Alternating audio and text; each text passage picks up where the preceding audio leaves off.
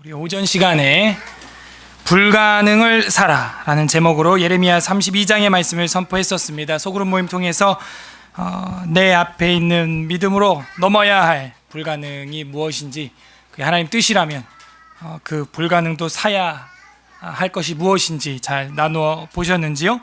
오후에는요 계속 이어서 예레미야 33장 말씀을 통해서 비밀 열쇠라는 제목으로 하나님 계시의 말씀을 선포하고자 합니다. 우리 다 함께 따라해 보시죠. 비밀 열쇠. 네, 여러분은 비밀 열쇠를 지금 가지고 계십니까? 그게 뭔지는 아시는지요? 물리적인 열쇠뿐만이 아니고 우리가 신앙생활함에 있어서 비밀 열쇠가 있는데, 오늘 본문은 그것을 보여주었습니다. 그래서 방금 봉독한 대로 1절부터 9절에, 그리고 오전에 들었던 44절에, 32장 44절에 이미 정답은 다 나와 있었죠. 그래서 사람이 살아가면서 열쇠를 안 쓰고 사는 사람이 없어요. 남녀노소 전부 열쇠, 요즘은 번호키로 많이 바뀌고 칩으로 이제 이렇게 갖다 대면 문이 열리기도 하죠. 근데 열쇠 보면은 손톱만 하고 아주 작습니다. 손가락만 하거나.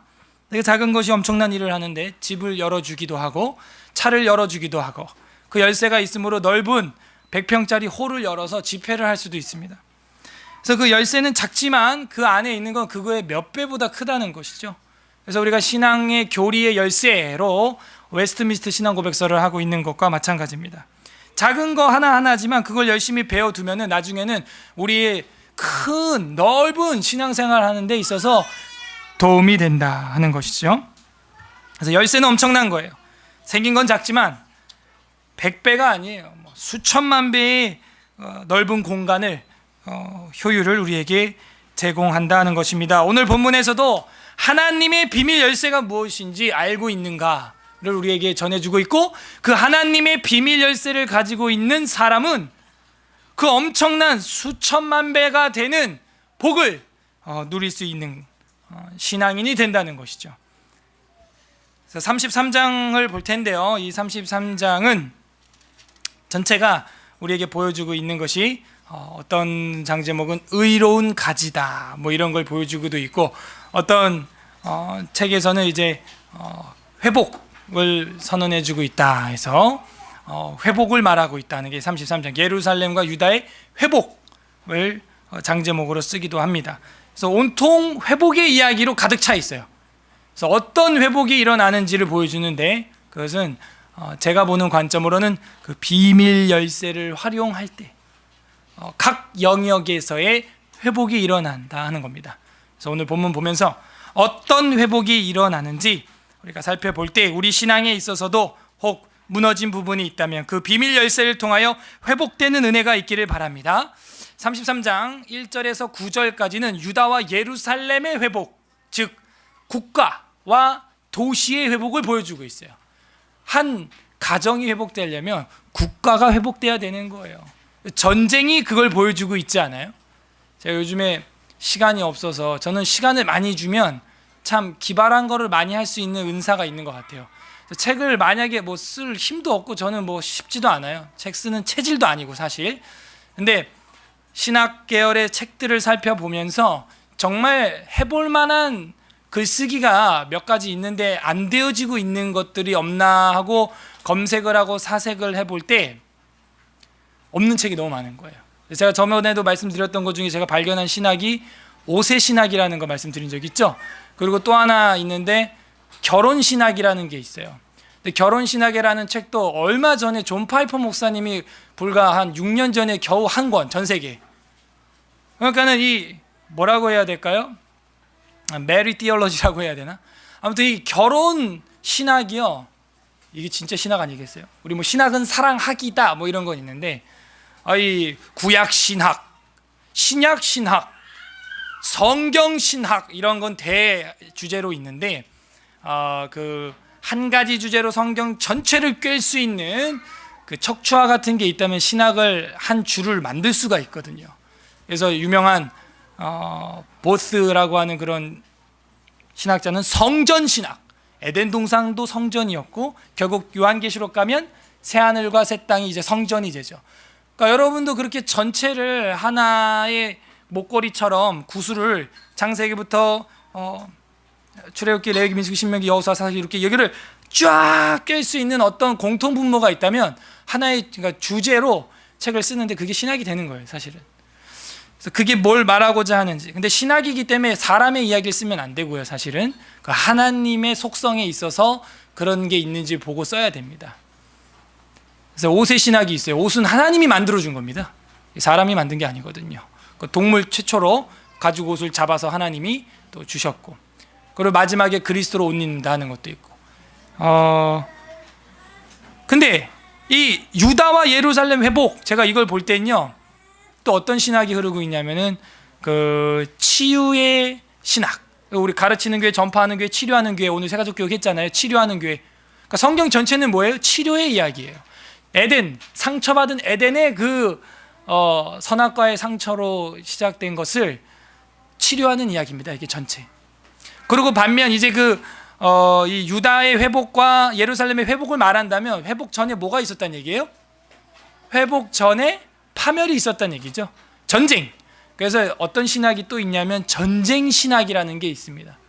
그래서 그런 걸 제가 최근에 시간도 없지만 한번 사색을 해보면서 정리해보니까 한 24개 정도 나왔어요. 그래서 제가 저희 집사람한테 내가 만약 책을 쓴다면 죽기 전에 이런 신학적 좀 의미가 있는 얇은 책, 그러니까 의미가 얇은 책 말고 의미가 좀 깊은 책, 두꺼운 책을 말하는 게 아니고 좀 진짜 의미가 있는 그런 책을 쓰고 싶다 해가지고 책 한 24개 신학, 그래서 뭐 믿음 신학, 소망 신학, 사랑 신학, 치유 신학, 교육 신학도 있습니다. 성경 전체는 교육이에요. 하나님이 아담과 하와에게 선악과를 먹지 말라고 교육해 주지 않았으면 그거 모릅니다. 그러니까 교육이라는 관점으로도 다 쓸 수 있고.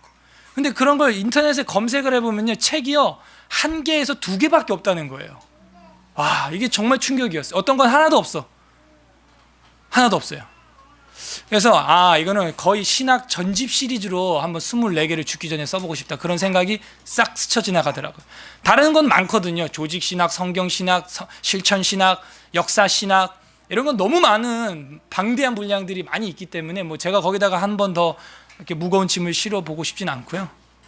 그래서 그런 신학들, 뭐 5세 신학, 결혼 신학, 이런 것들이 성경 전반에 흐르고 있는 아주 흥미진진한 신학들이거든요. 그래서 오늘 보면요, 유다와 예루살렘을 회복시켜 주실 것이다. 이미 전쟁 신학이 지나갔고 이제 회복 신학이 온다는 것이죠. 그래서 1절부터 9절까지가 유다와 예루살렘 회복이다 하는 거예요. 그래서 이 예레미야를 통해서 하나님이 선포하는데, 안타깝게도 이 예레미야서 하면은 우리가 알고 있는 게 예레미야 33장 3절밖에 없다는 거예요. 너는 내게 부르짖으라. 내가 네게 응답하겠고 네가 알지 못하는 크고 은밀한 일을 알려줄 테니까 내 입을 넓게 열라. 너는 부르짖어라. 막 이러고 또 주여 막 이거 하는 거, 그거 말고는 이거 예레미야서 어디다 쓸 데가 없어. 뭐 여태껏 우리는 뭘 공부한 거예요? 1장부터 32장까지 다 매주마다 의미가 있지 않았어요? 매주마다.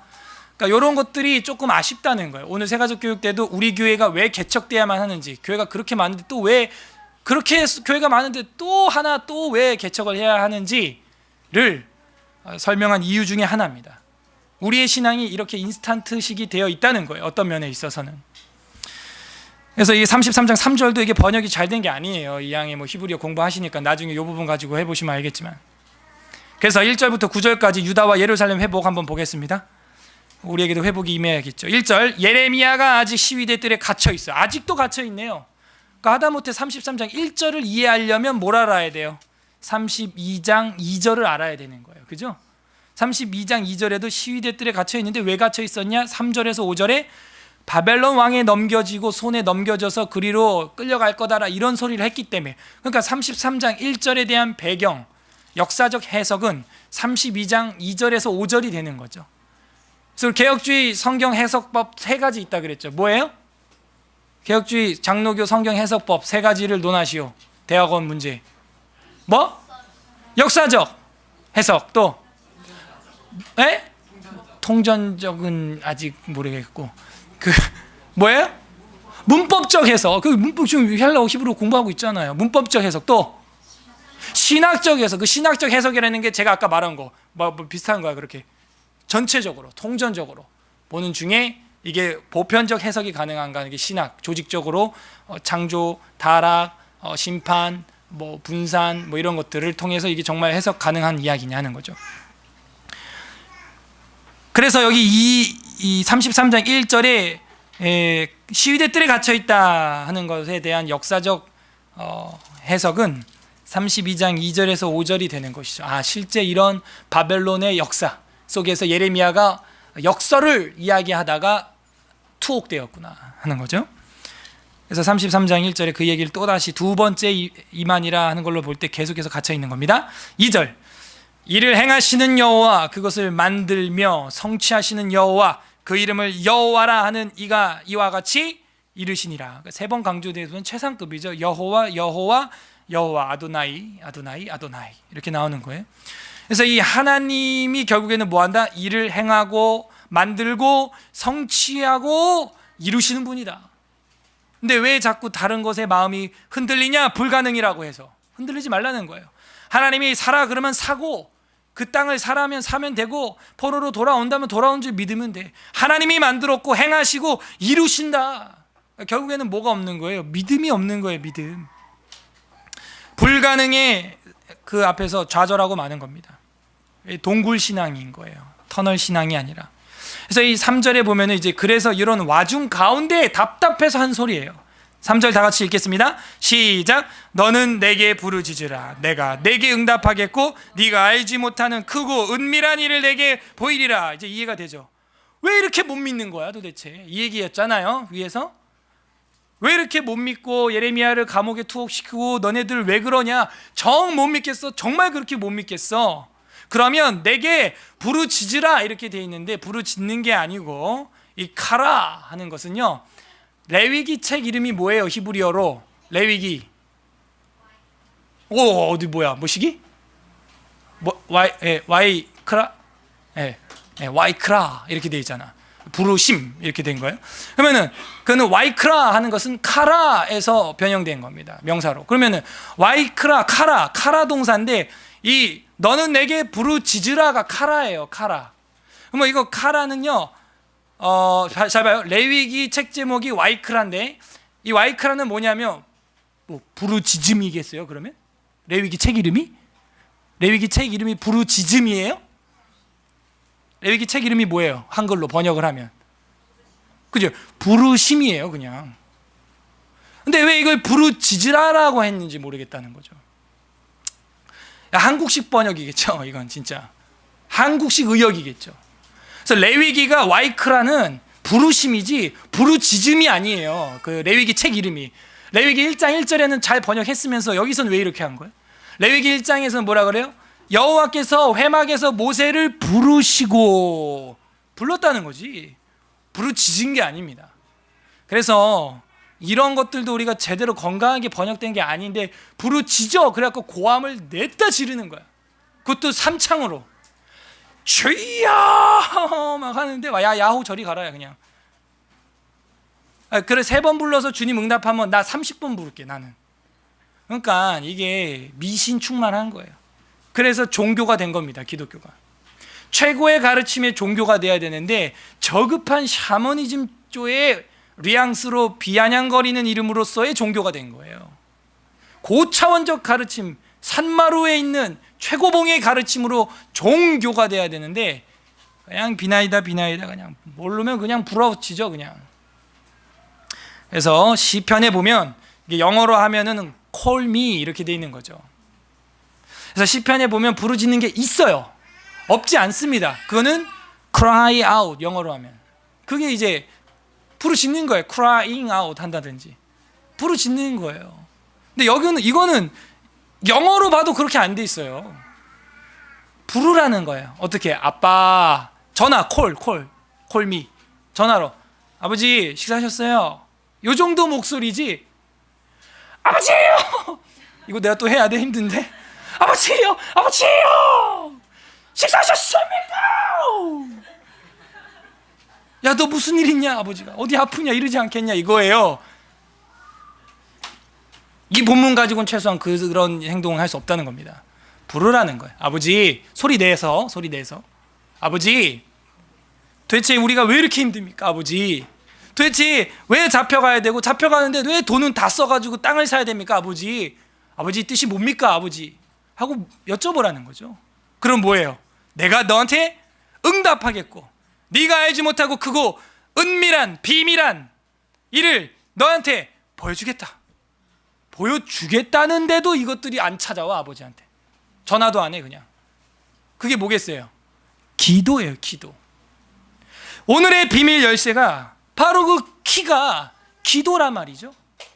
근데 기도를 부르짖고 있으니까 하나님이 기분이 어떠실까 모르겠어요. 여러분도 누군가 여러분한테 와서 조근조근 얘기를 해도 그 내용에 따라서 기분이 상하기도 하는데, 조용히 얘기를 해도 그 내용에 따라서 기분이 확 상해요, 어떤 거는. 근데 이건 막 고함을 치면서 덤비면 여러분 기분 좋겠어요? 제일 만만한 게 태부 형제님 막 이러면서 제가 막 반말로 뭐 태부요! 막 이러면서 죄송합니다. 사랑해서 너무 허물이 없기 때문에. 예. 주여가 뭐예요? 주여가 반말로 주여, 여 2인칭 호격 동하급한테 붙이는, 그것도 여를 붙이는 거예요. 뭐뭐 여 하는 건. 한국말은 이제 존칭과 반말이 있잖아요. 그러니까 이걸 또 갖다 반말로 붙여서 주여로 해가지고 고함을 쳐봐요. 그럼 따블로 화나는 거예요, 진짜 이거. 그죠? 선생이요, 목사요. 이거 말이 안 되잖아요. 강도사요. 왜 강도 당해볼래 나한테? 막 그러니까 반말로 고함까지 쳐가면서 품위도 질서도 없게.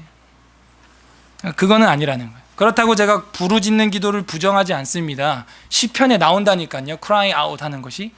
근데 그 부르짖는다는 것은요, 시켜서 부르짖는 게 아니에요. 또 이건 자기가 그런 절망의 상황에 있을 때는, 절벽에 매달리면, 누가 봐봐요, 나 절벽에 매달렸어요, 밖에 누가 나 좀 살려줘야 될 것 같아, 지금 막 절벽에서 막 떨어질 것 같아. 근데 여기서 부르짖어야지. 부르고 있으면 어떡해, 그죠? 여보세요, 살려주세요. 거기 지나갑니까? 이건 아니잖아, 그죠? 절벽에 매달렸으면 거기서 거기 아무도 없어요 라고 자기가 알아서 하는 거지, 앞에서 인도자가 절벽에 우리 이 시간 주여 삼창하고 기도하겠습니다, 저기요 막 하면서, 이건 아니잖아. 그러니까 절박한 사람은 자기가 알아서 부르짖는다는 거지, 그걸 앞에서 유도할 필요가 있다 없다? 없다는 거예요. 없다는 거예요. 그리고 누군가 그렇게 애절하게 교회에 평일날 와서 저 기도방에서 애절하게 누군가 땅을 치면서 기도한다면 제가 그걸 갖고 뭐라 그러겠어요? 아니죠. 저도 같이 기도하겠죠. 저 성도는 도대체 어떤 애통이 있길래 이 주중에 이렇게 교회에 달려와서 저렇게 문 잠궈놓고 기도방에서 울며불며 기도하나. 또 끝나고 갈 때 제가 상담하지 않겠어요? 그런 거예요. 그걸 갖다가 막 할 때마다 주여 삼창이 빠지면 기도가 안 되는, 이거는 거의 주문 술수와 주술과 방불케 하는, 그래서 생긴 용어가 기독교 무당이라는 거예요. 인터넷에서 그런 얘기 한 번쯤은 들어봤어요. 이 기독교 무당들 꼭 기도하기 전에 주여 삼창을 안 하고는 못 베기는 그런 교회가 있답니다. 그건 전혀 하나님을 2인칭으로 여기지 않는 거예요. 제가 오늘 여러분 만나고 늘 만나는 2인칭의 대상이라고 한다면, 만날 때마다 제가 고함을 치고 삼창을 하고, 이건 말이 안 되잖아요. 하나님 늘 우리와 함께 하시는 임마누엘의 하나님이신데 할 때마다 고함 치고 삼창하고, 그러면은 그 사람은 최소한 2인칭 신앙은 아닌 거예요. 하나님이 그냥 3인칭 신앙인 거지. 인격체로 2인칭으로 대하는 게 내가 아니라 그냥 독백처럼 하나님은 그냥 저리 놔두고 혼자 그냥 고함을 치는 거예요. 종교 심리학에선 그렇게 돼 있는 거예요. 제가 볼 때 정말 하나님을 두려움과 떨림으로 대면하는 2인칭 신앙을 가지고 있는 사람이 날마다 기도할 때 어떻게 그렇게 할 수 있겠냐 이거예요. 없는 셈 치니까 그렇게 고함을 치는 거죠. 사람도 앞에 있으면 그렇게 못한다니까요. 사람을 대할 때도. 그래서 이 3절 가지고 할 말이 많아요. 너는 내게 부르짖으라가 아니라 너는 나를 불러봐라. 한번 나를 부르라. 그럼 내가 너한테 이 비밀 알려줄게. 그 비밀은 우리 다 공부했어요. 70년 만에 돌아오리라. 너가 땅을 사라. 그 땅 너 거 될 거다. 그리고 포로로 잡혀가라. 남은 자는 죽지 않고 산다. 이런 내용이 앞에 게 공부가 된 사람이 3절을 봐야 그 은밀한 일이 뭔지 확 보이지. 요것만 딱 돼가지고 그 은밀한 일을 내게 보일 것입니다. 성도 여러분 부르짖어 기도하십시오 주여 하면은 마치 내 사적인 탐욕과 욕심이 그게 이루어질 것 같은 그런 느낌을 받는 거예요. 지금 이게 봐봐요. 유다 민족들의 소원이 이루어지는 거예요? 하나님의 소원이 이루어지는 거예요? 그죠? 하나님의 계획과 하나님의 소원, 그것을 하나님의 비밀, 하나님의 크고 은밀한 일. 그래서 이전에 뭐라 그랬어요? 하나님이 일을 행하시는 여호와, 그걸 만들며 성취하는 여호와, 그 이름을 여호와라 이랬잖아요. 근데 우리는 대체로 이 구절 가지고 부르짖을 때 어떻게 해요? 내 소원 이루어진다는 거예요. 완전 거꾸로야 이건. 어디 내 소원 이루어지니까 하나님이 비밀리에 서프라이즈 짠 하고 보여줄 것처럼, 그게 아니고 우린 기도할 때 어떻게 불러야 되냐면, 아버지 뜻이 무엇입니까? 하나님의 계획이 무엇입니까? 나는 무지하여 모릅니다. 예레미야처럼 알려주시옵소서. 그럼 하나님이 상담을 통해서, 목회자를 통해서, 아니면 성경을 보다가, 내가 이렇게 사업을 할 때, 공부를 할 때, 자녀를 키울 때, 부모를 공경할 땐 이게 이렇게 하는 것이 하나님의 비밀의 뜻이구나. 예를 들어 부모를 공경하는 자는 땅 위에서 장수할 것이며 이런 거. 내 부모를 저주하는 자는 죽일지언정 한다든지, 그런 말씀을 보다가 이게 하나님 뜻이구나, 지금 내가 잘못하고 있구나 깨닫게 되는 거예요. 그래서 이 3절에 대해서 우리가 부르짖는 것이 아니라 불러라 하는 거예요. 아버지 하는 요 정도 톤으로 call me, 전화하듯이. 이해가 되셨죠? 그러면 하나님이 비밀한 일을 너희에게 알려주겠다. 4절, 이스라엘의 하나님 여호와께서 말씀하시니라. 무리가 이 성읍의 가옥과 유다 왕궁을 헐어 갈대아인의 참호와 칼을 대항하여 싸우려 하였으나 내가 나의 노여움과 분함으로 그들을 죽이고 그들의 시체로 이 성을 채우게 하였나니, 이는 그들의 모든 악행으로 말미암아 나의 얼굴을 가리어 이 성을 돌아보지 아니하였음이니라. 옛날에 그랬다는 거예요. 그래서 그 전쟁 포로로 황폐하게 된다는 거죠. 6절, 그러나 보라 내가 이 성읍을 치료하며, 치료하며 고쳐 낫게 하고 평안과 진실이 풍성함을 그들에게 나타낼 것이며, 내가 유다 포로와 이스라엘의 포로로 돌아오게 하여 그들을 처음과 같이 세울 것이며. 와, 처음과 같이 완전히 원상복귀 된다면 얼마나 좋을까요? 예를 들어 도박을 한다, 주식을 하다가 망했다, 그래서 한 1억 날렸어요. 이 사람에게는 간절한 건 주식에서 돈 벌겠다는 게 간절한 게 아니고, 그냥 처음과 같은 원점으로만 돌아가도 1억 번 느낌을 받을 겁니다. 그래서 제일 행복한 건 지금이에요, 여러분. 지금. 그래서 여러분이 지금 현재에 만족할 때 그 사람은 이미 고귀한 인격과 열정을 가지고 있는 것입니다. 그래서 하나님께서 여기서 다른 것이 아니라 이 처음과 같이 세울 것이며, 8절, 내가 그들을 내게 범한 그 모든 죄악에서 정하게 하며 그들이 내게 범하며 행한 모든 죄악을 사할 것이라.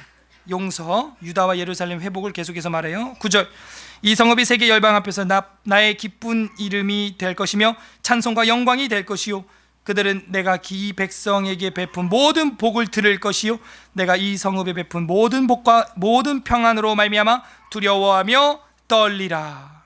그래서 이 유다 민족과 예루살렘이 처참하게 황폐화되었지만 하나님께서 회복시켜 주므로 많은 나라들이 보고 놀래서 그 하나님께 영광과 찬송을 돌리게 된다는 거예요. 이것이 하나님의 크고 은밀한 일, 비밀한 일이라는 것이고, 이걸 모르고 있는 자들에겐 넌 날 불러봐, 날 좀 찾아봐 하는 거죠.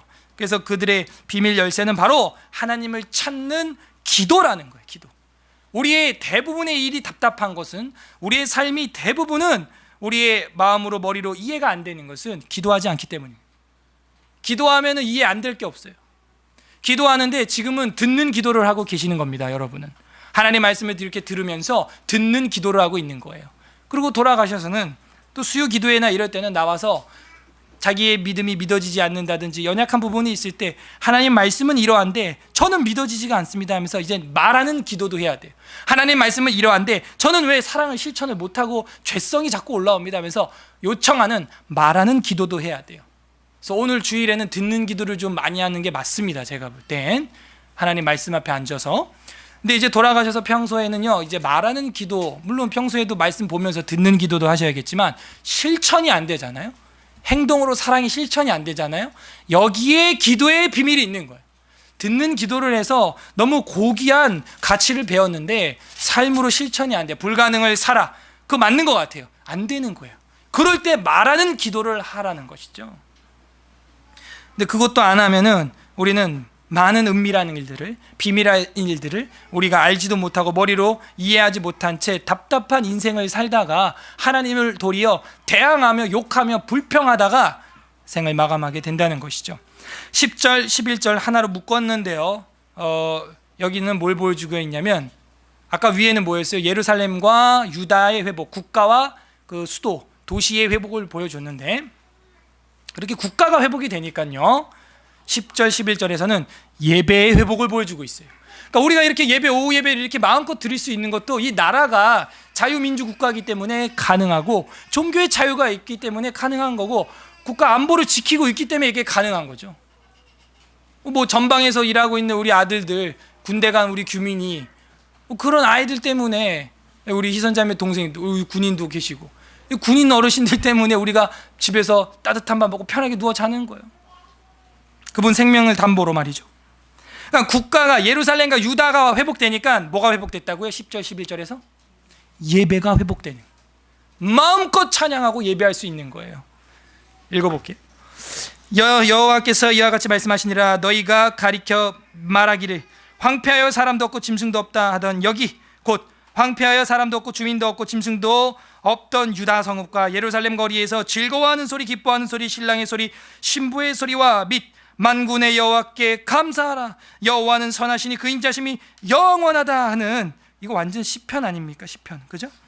시편의 신령한 노래가 영원하다 하는 소리와 여호와의 성전에 감사제를 드리는 자의 소리가 다시 들리리니. 여호와의 성전의 감사제는 최고의 예배죠. 그러니까는 번제와 소제와 화목제, 속건제 중에서 최고는 화목제예요. 제일 큰 제물이거든. 그리고 혼자만의 죄를 속해지는 게 아니라 많은 사람들과의 관계에 공공의 이익을 끼치기 때문에 화목제가 최고고, 그래서 신약 성경에서 예수님을 일컬어서 화목제라고 표현을 하는 거예요. 그래서 그 감사제는 화목제입니다. 화목제는 세 가지인데, 여기 나온 감사제, 서원제, 자원제가 있어요. 그렇게 세 개. 제가 오늘 점심 때 본의 아니게 자원에서 사과를 화목제로 쪼갰습니다. 한 박스를. 그 운동하고 이제 간사님이랑 한 달 동안 먹으려고 카드로 산 건데, 그거를 한 방에 조지네 그냥. 와, 난 그래서 누가 이걸 헌납을 했나, 참 귀한 사과다 이러면서 저도 잘 먹었어요. 알고 봤더니 내 거래 그게. 화목제 맛있게 드셨죠? 그 최고의 제사 아니에요? 혼자만의 감사가 아니고 뭐예요? 여러 명에게 이게 영향이 가는 거예요. 여러 명에게. 그래서 이 성전의 감사제는 이게 예배가 회복됐다 하는 거예요.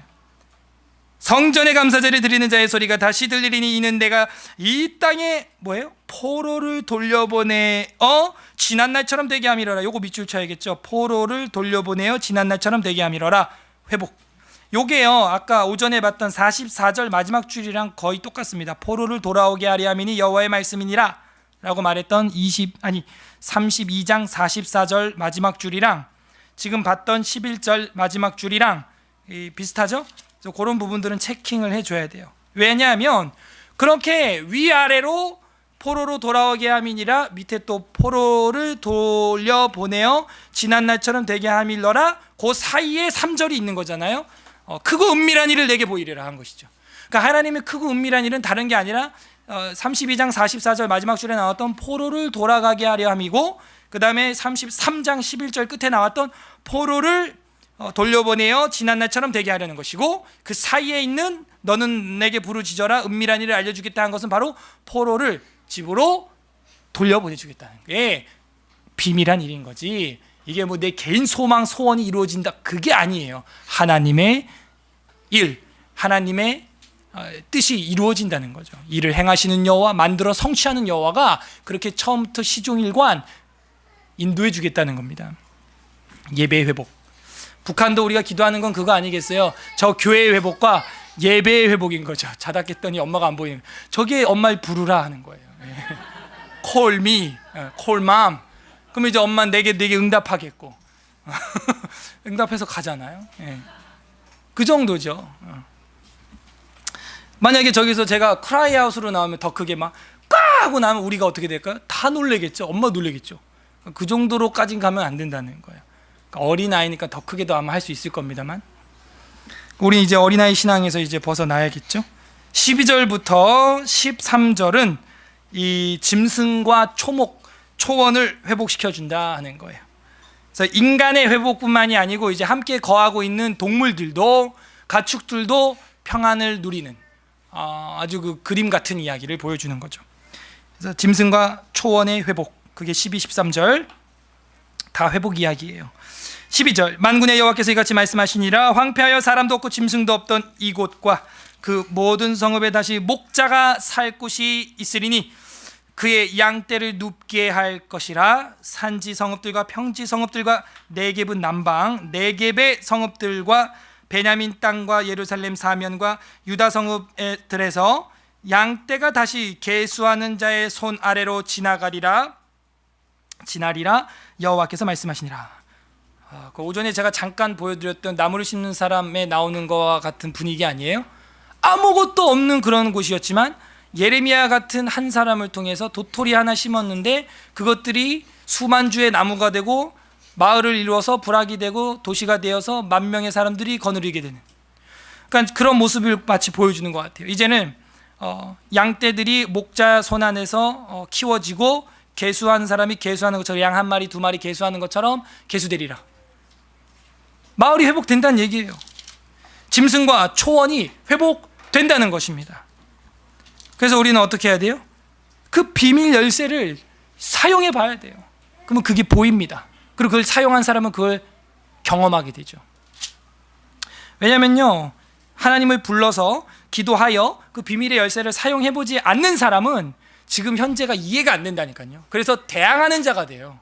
그래서 그 초원을 누리지 못합니다. 그런지 안 그런지 나중에 보세요. 이제 순순히 끌려가는 자와 계속 덤비는 사람이 어떻게 되나? 처참해집니다. 처참해져요. 13절 읽었고요. 14절부터 이제 마지막 절까지는요, 다윗 왕조와 레위 제사장들의 회복이 일어납니다. 종교적 회복이 일어나요. 그래서 다윗 왕조와 레위 제사장의 회복.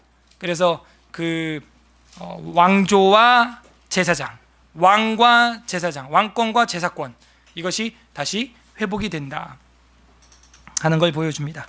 14절, 여호와의 말씀이니라. 보라, 내가 이스라엘 집과 유다 집에 대하여 일러준 선한 말을 성취할 날이 이르리라.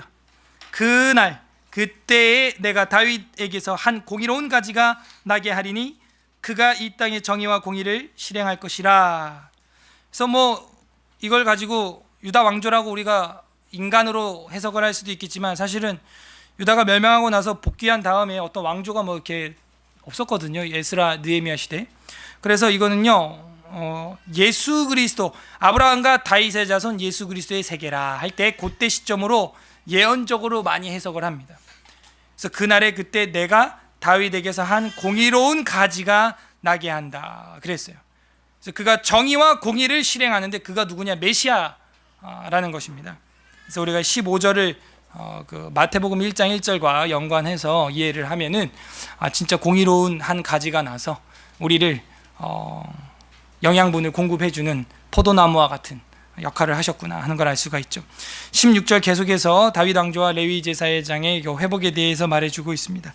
16절, 그날에 유다가 구원을 받겠고 예루살렘이 안전히 살 것이며 이 성은 여호와는 우리의 의라는 이름을 얻으리라. 의, righteousness, 의, 정의, 제데크,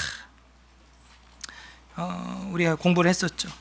그래서 우리를 의롭게 하신다는 건 하나님이죠. 17절, 여호와께서 이같이 말씀하시니라. 이스라엘 집에 왕위에 앉을 사람이 다윗에게 영원히 끊어지지 아니할 것이며, 끊어졌거든요. 근데 어떻게 다윗에게서 영원히 끊어지지 않겠어요? 그래서 이 영원성을 이야기할 때는 그 예수님이 아니면 잘 해석이 안 됩니다. 이게 18절, 내 앞에서 번제를 드리며 소제를 사르며 다른 제사를 항상 드릴 레위 사람 제사장들도 끊어지지 아니하리라 하시니라. 역시 이것도 레위 제사장들이 예수님 시대에도 여전히 있었고 제사를, 동물 제사를 드렸는데, 이제는 너희가 왕 같은 제사장이요, 그의 거룩한 백성이요, 뭐 그 베드로전서 2장 9절로 우리를 해석을 한다면, 저랑 여러분이 제사장, 만인 제사장 역할을 한다면 이것 또한 해석이 되죠. 19절, 여호와의 말씀이 예레미야에게 임하니라. 이르시되 여호와께서 이와 같이 말씀하시니라. 너희가 능히 낮에 대한 나의 언약과 밤에 대한 나의 언약을 깨뜨려 주야로 그때를 잃게 할 수 있을진데 내 다윗에게 세운 나의 언약도 깨뜨려 그에게 그 자리에 앉아 다스릴 아들이 없게 할 수 있겠으며, 그러니까 그렇게 할 수 없다라는 이야기죠. 자, 이런 화법은 지난주부터 우리가 계속 보고 있습니다. 너네가 이렇게 할 수 있을진데 이렇게 될 거다. 그러니까 그렇게 될 수 없다 하는 걸 강조하는 것이죠. 내가 나를 섬기는 레위 제사장에게서 세운 언약도 파할 수 있으리라. 없다는 얘기죠. 22절 하늘의 만상은 셀 수 없으며 바다의 모래는 측량할 수 없나니 내가 그와 같이 내 종 다윗의 자손과 나를 섬기는 레위인을 번성하게 하리라 하시니라. 완전 번성했죠. 온 세상에 가득하죠. 23절 여호와의 말씀이 예레미야에게 임하니라. 이르시되 이 백성이 말하기를 여호와께서 자기가 택하신 그들 중에 두 가게를 버리셨다 하는 것을 내가 생각하지 아니하느냐? 그들이 내 백성을 멸시하여 자기들 앞에서 나라로 인정하지 아니하도다. 여호와께서 이같이 말씀하시니라. 내가 주야와 맺은 언약이 없다든지 천지의 법칙을 내가 정하지 아니하였다면, 그러니까 낮과 밤이나 맺은 약속이나 천지의 법칙이나 이런 걸 정하지 않았다면, 26절 야곱과 내 종 다윗의 자손을 버리고 다시는 다윗의 자손 중에서 아브라함과 이삭과 야곱의 자손을 다스릴 자를 택하지 아니하리라. 내가 그 포로된 자를 돌아오게 하고 그를 불쌍히 여기리라 하고 끝나는 거예요. 그래서 가까이 보면은 이제 유다 포로 귀환을 이야기하는 것 같은데 그 속에서 다윗 왕조나 레위인들에 대한 영원성에 대한 이야기가 나오기 때문에 이것은 메시아 사상과 만인 제사장의 이야기를 아니할 수 없고, 실제로 그렇게 하늘의 별과 같이 되려면은 그 인구 수가 그 유대인 수 가지고는 좀 어림이 없습니다. 그래서 저희들이 하나님의 제사장으로서 또 다윗의 왕조로 오신 예수 그리스도를 메시아를 왕으로 정의와 공의를 실행하실 공의의 한 가지로 섬기면서 살아가게 된다는 것이죠. 그래서 결국에는 아브라함과 이삭과 야곱의 자손을 다스릴 자를 하나님께서 보내주신다 하는 거죠. 오늘 우리가 공부를 했지만 결국 우리는 믿음으로써 아브라함의 자손이 된 것입니다. 삭개오에게도 예수님이 그렇게 선포를 해주셨죠. 믿음 안에서 의를 얻게 되고 그 믿음 안에서 아브라함의 자손이 되는 것입니다. 정리를 하면 오늘 33장에서는 뭘 보여줍니까? 회복을 보여주고 있는 거예요. 근데 그 회복을 아는 사람, 경험할 수 있는 사람은 바로 비밀 열쇠인 그 기도, 너는 나를 부르라 하는 그 기도를 사용하는 사람입니다. 그러므로 우리는 늘 하나님과 통화 중인 삶을 살아야 되는 거예요. 사랑하는 사람과는 늘 전화를 하고 통화 중이죠. 마찬가지예요. 우리가 하나님을 마음을 다하고 뜻을 다하고 힘을 다해 사랑한다면 그분과 통화 중이고, 그분과 비밀이 없고, 그분의 비밀도 우리가 다 알아버리고, 우리의 비밀도 그분도 알아버리고, 우리의 죄도 다 고하고, 그래서 주님의 나라에 대한 소망을 갖고 살아갈 때 국가와 도시의 회복, 개인의 예배의 회복, 그 다음에 나와 함께하고 있는 심지어 동물들과 초원들까지도, 나와 함께하는 소유들까지도 회복이 되고, 주님을 향한 나의 제사장 직분, 왕 같은 제사장 직분도 회복이 된다 하는 이 네 가지 회복을 오늘 33장이 보여주고 있다 하는 것입니다. 그 비밀 열쇠를 저와 여러분이 10분 활용하여 사용해야 한다는 것이죠. 마가복음 9장 29절 보겠습니다. 오전에도 마가복음 봤었는데요, 또 봐야 될 것 같아요. 마가복음 9장 29절, 설교는 결론을 향해 왔죠. 마가복음 9장 29절, 마태, 마가 50, 69, 70페이지, 68페이지, 69페이지 정도에 있네요.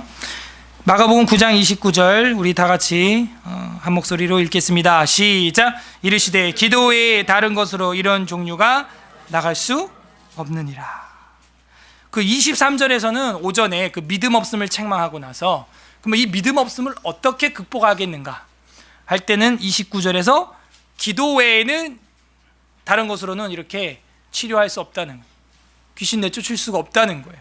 그래서 우리 삶에 얼마나 많은 귀신들이 두루 삼킬자를 찾는 사자처럼 으르렁거리고 있습니까? 그래서 우리가 늘 이렇게 비밀 열쇠를 사용해서 기도할 때 여기는 아니구나 하고 조심하고 저기 또 돌뿌리가 있구나 하고 조심하게 되는 것이죠. 빌립보서 4장 6절에 한번 보겠습니다. 빌립보서 4장 6절 외우시는 분도 계실 텐데요. 바울이 기쁨을 상실한 그 빌립보 교회의 성도들을 향하여 절망 속에서 근심 속에서 쓴 편지입니다. 근데 이제 바울도 다시 기뻐하기로 이제 결심을 했죠. 4장 6절 322 페이지 빌립보서 4장 6절 우리 다 같이 읽겠습니다. 시작. 아무것도 염려하지 말고 오직 간구로 너희 구할 것을 감사함으로 하나님께 아뢰라. 그죠? 근데 요 구절 바로 위에 보면 주 안에서 항상 기뻐하라. 내가 다시 말하노니 기뻐하라 하는 거예요. 사실 이 책 빌립보서 전체 분위기는 기뻐할 분위기가 전혀 아니거든요. 근데 바울이 감옥에 있으면서도 기뻐할 것을 원하고 있습니다. 하늘에 속한 자이기 때문에. 그래서 아무것도 염려하지 말아라. 자기부터 염려 대상인데 감옥에 있으므로. 다만 모든 일에 기도와 간구로 너희 구할 것을 감사함으로 아뢰라. 결국에는요 기쁘게 살아야 되는 거예요. 감사하며 기뻐하며 그 전에 선행돼야 될 것은 기도하며 간구하며 구하며 이게 돼야죠. 기도하고 간구하고 구했으면 어떻게 해야 돼요? 기뻐해야 돼요. 감사하고 살아야지. 또 스트레스 짊어지고 있으면 병나요. 병나. 저는 스트레스 안 받기로 결심했다니까요. 그러니까 여러분들 어려운 일들이 있을 때 안타까워하는 마음 들지만요. 그걸 너무 오래 극한의 감정으로 근심 걱정 스트레스 되면 그거 병납니다. 마음의 근심은 뼈를 썩게 하느니라. 잠언에 그런 말이 있어요. 그죠? 굳이 우리가 거기 말려들 필요가 없어요. 그거 해서 그게 해결되면 그렇게 해야겠지만 그렇게 근심 걱정 스트레스 받는다고 그 일이 해결되는 건 아니거든요. 그래서 우리들이 바울 통해서 하나님이 우리에게 계시해 주는 것처럼 걱정 염려하지 말고 다만 모든 일을 기도, 간구, 구해라. 그러고 나선 감사해라. 그리고 하나님께 영광 돌려라. 그럼 7절에 뭐라 그래요? 그리하면 모든 지각에 뛰어난 하나님의 평강이 그리스도 예수 안에서 너희 마음과 생각을 지켜주실 것이다. 그 사람이 성을 지킨 사람보다 더 위대한 사람인 것이죠. 계시록 5장 8절 가겠습니다. 요한계시록 5장 8절 이제 마지막 책으로 왔습니다. 요한계시록 5장 8절 요한계시록 5장 8절 다 같이 읽겠습니다. 시작. 그 두루마리를 취하심에 네 생물과 24 장로들이 그 어린 양 앞에 엎드려 각각 검은고와 향이 가득한 금대접을 가졌으. 이는 향은 성도의 기도들이라. 이 향은 성도의 뭐라? 기도들이라 하는 거예요. 그래서 천국에서도 보니까 성도들의 기도가 향으로 올라가고 있다는 거예요. 여러분 향 꺼진 거 아니? 사실은 그 불교인들이 막 상 펴놓고 하는 거 원래 다 우리 건데 구약이라서 우리가 안 하고 있는 거지. 이제 다 폐했으니까. 그러니까 여러분의 향은 하늘나라에서 지금 켜져 있냐 꺼져 있냐 하는 거예요. 성도들의 기도가 그 향이 가득한 금 대접이 있는데 그 향은 성도들의 기도라는 거예요. 기도. 그래서 검은고와 이런 거 볼 때 하나님이 우리의 찬양과 기도를 우리의 시편의 신령한 노래와 진정한 기도를 이렇게 흠향하고 계시는구나 하는 것을 알 수가 있습니다. 그래서 우리의 시편 찬송과 기도가 주님 앞에 갈 때까지 멈추지 않기를 바랍니다. 계시록 8장 3절 이제 한 절만 더 보고 마치겠습니다. 8장 3절에도 역시 같은 지지를 하고 있어요. 같은 거를 보여주고 있습니다. 8장 3절 4절 제가 읽어볼까요? 또 다른 천사가 와서 제단 곁에 서서 금향로를 가지고 많은 향을 받았으니 이는 모든 성도의 기도와 합하여 보좌 금제단에 드려지고자 함이라. 향연이 성도의 기도와 함께 천사의 손으로부터 하나님 앞으로 올라가는 것까지 우리도 봤습니다. 지금 이게 그냥 향만 멀리서 해롱해롱하다 끝나는 게 아니라 천사가 받들어서 하나님 앞에 다 보고를 한다는 거예요. 보고를. 이게 믿어져야 되는데, 이게 믿어져야 됩니다. 그러면 기도를 하라고 해서 하는 게 아니라 하고 싶어서 하게 되겠죠. 내가 얘기를 하면 하나님 앞에 천사가 받들어서 다 가지고 올라간다는 거예요. 다 가지고. 그걸 왜, 그 비밀 열쇠를 왜 안 쓰고 썩히고 있냐 이거예요. 그 열쇠 사용해서 그 문 열고 들어가면 여러분 주려고 포장된 선물이 너무 많아. 우리는 그게 포장지를 뜯어보지도 못한 채 창고에 갇혀 있는 게 너무 많다는 것이죠. 그래서 관련 구절을 이쯤에서 찾아보고요. 웨스트민스터 신앙고백서에서도 보면은 교회에서 하는 것이 뭐냐, 예배고, 예배할 때는 기도와 말씀이 있는데 찬양이. 그래서 우리가 하나님 앞에 기도할 때는 알아듣지 못하는 소리로는 하지 말고 알아들을 수 있는 말로써 교회 안에서 하나님께 인격적으로 기도해야 한다. 자, 이런 기도 생활 지침서도 우리에게 보여주고 있습니다. 여기 어떤 하나님 마음이 있을까요? 아들, 딸들이랑 대화하고 싶은 거예요. 대화. 그래서 우리 청년들도 숙제 하나씩 다 해. 우리 학생들도 마찬가지고 어머니, 아버지한테 가서 뒤에서 끌어안고 대화를 하세요. 아빠, 엄마 사랑해요. 짧은 말이라도. 그게 숙제예요. 그걸 간절히 원합니다. 부모님들은. 특히 딸들 회개하라.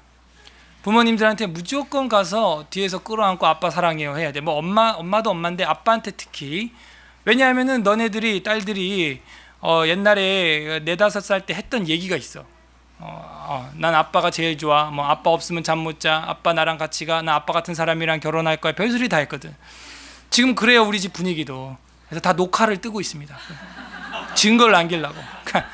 증거를 남기려고. 그래도 뻥인 거 알지만도 그 순간만큼은 좋아요. 지금 현재는 그러니까 그 아이 마음이. 나중에야 다른 백수를 만나도 농팽이를 만나서 이제 결혼하겠지만 그 현재 마음은 그렇다는 건 나도 인정하니까. 하지만 후에 변할 건 난 알아. 그렇지 않겠어요? 그러니까 남자를 갈죠. 아빠에서 남편으로. 그리고 이제 가는 거죠. 또 가야 되고 또, 그죠? 하나님 앞에도 마찬가지고 우리 가정 앞에서도 육신의 아버지 앞에서도 마찬가지고 영혼의 아버지 앞에서도 우리가 그렇게 말을 해야 돼요. 얼마나 기다리고 있을까요? 하나님 아버지도 대화하기를. 하나님만 말하는 게 아니라 너의 음성도 듣고 싶은 거예요. 부모님들한테도 마찬가지. 우리 자녀들도 반드시 해야 될 숙제입니다. 명절도 다 지나가 버렸는데 연말이 지나가기 전에 반드시 해야 돼요. 엄마 아빠 사랑해요 라는 말을 해야 돼. 그게 우리가 하는 가족 간의 어떤 기도라고 할까요? 대화가 되는 것입니다. 그래서 그게 하나님 마음이 보이는 것 같아요. 너는 나를 불러라. 왜 이렇게 나를 안 찾냐? 전화 한 번 없어 아빠한테. 어떻게? 남자친구하고는 그냥 무제한 통화를 하면서 그냥. 그래서 너는 나에게 부르라. 내가 크고 은밀한 비밀한 것들을 내 딸아, 아들아, 너를 위해서 내가 이렇게 많이 준비해놨다. 근데 오히려 막 대항하는 거예요. 적용은 이제 기도 생활로 여러분이 적용을 해 보세요. 오늘도 설교 끝나고 한 번 하지 않고 그래도 한 2번은 하겠습니다. 다 같이 한 마음으로 기도하는 것을 끝맺습니다. 하나님께서는 우리에게 비밀 열쇠를 주셨습니다.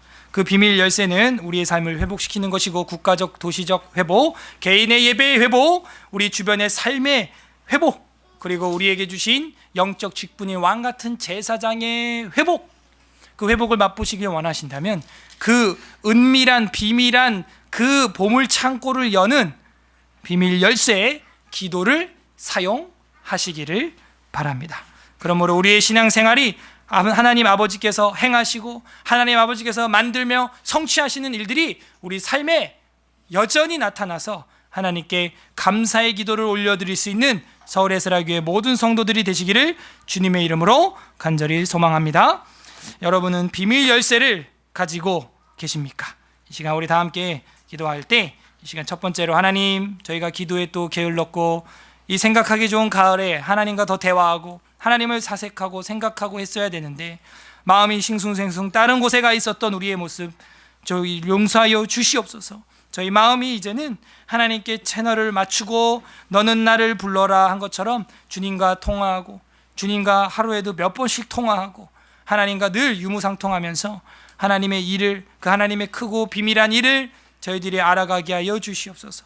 첫 번째는 그렇게 회개하는 기도와 두 번째는 이제 하나님의 그 비밀을 알아가는 제가 되게 하여 주시옵소서. 그렇게 기도해 주시고 세 번째로는 하나님 이 나라와 북한을 불쌍히 여겨주시고 국가적 도시적 회복이 일어나게 하여 주시고 하나님을 부름으로 말미암아 그 회복 맛보게 하여 주옵소서. 예배의 회복이 일어나게 해주시고 가축과 초원의 회복이 일어나게 해주시고 왕같은 제사장 동방의 예루살렘이라고 했던 평양이 다시 한번 회복되고 북한의 이천교회가 다시 일어날 수 있도록.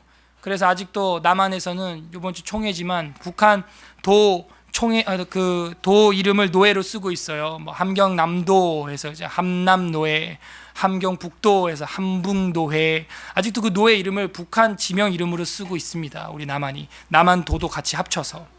그러니까 그런 마음의 기도들이 하나님 앞에 상달되어서 정말 이 모든 면에 있어서 회복을 맛보는 한반도가 될 수 있도록 우리 기도하고, 제가 또 한번 기도 제목 드리도록 하겠습니다. 우리 다 함께 말씀을 생각하면서 기도하겠습니다. 하나님 아버지 감사드립니다. 우리 마음속에 더욱더 하나님의